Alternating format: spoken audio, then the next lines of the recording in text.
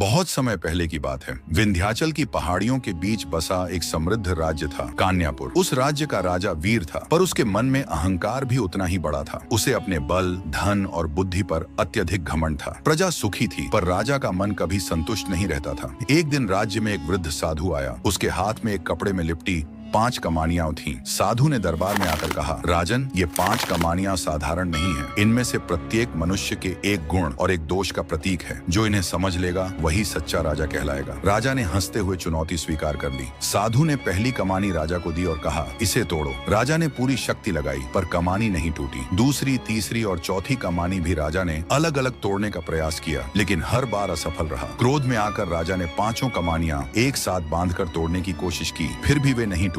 साधु मुस्कुराया और बोला, राजन, बल से नहीं, बुद्धि से प्रयास करो। दरबार में सन्नाटा छा गया। तभी एक साधारण सा बालक आगे आया। उसने आदर पूर्वक राजा से अनुमति ली और साधु से कमानियां ली। बालक ने 5 कमानियां अलग अलग जमीन पर रखी और एक एक कर उन्हें मोड़कर तोड़ दिया। दरबार आश्चर्य से भर गया। साधु ने कहा, देखो राजन, पहली कमानी अहंकार थी, जो झुकता नहीं। दूसरी क्रोध, तीसरी लोभ, चौथी ईर्ष्या और 5वीं मोह। जब ये अलग अलग हों तो बुद्धि से इन्हें तोड़ा जा सकता है, पर जब ये एक साथ जुड़ जाए तो सबसे शक्तिशाली व्यक्ति भी हार जाता है। राजा का सिर झुक गया। उसे अपने दोष दिखाई देने लगे। उसने साधु के चरणों में गिरकर क्षमा मांगी और बालक को सम्मानित किया। उसी दिन से राजा ने न्याय, विनम्रता और बुद्धि से राज्य चलाने का संकल्प लिया। कहा जाता है कि उस दिन के बाद कान्यापुर में कभी अन्याय नहीं हुआ, और वे 5 कमानियां आज भी हमें यह सिखाती हैं कि बल से बड़ा विवेक होता है और अहंकार से बड़ा पतन कुछ नहीं।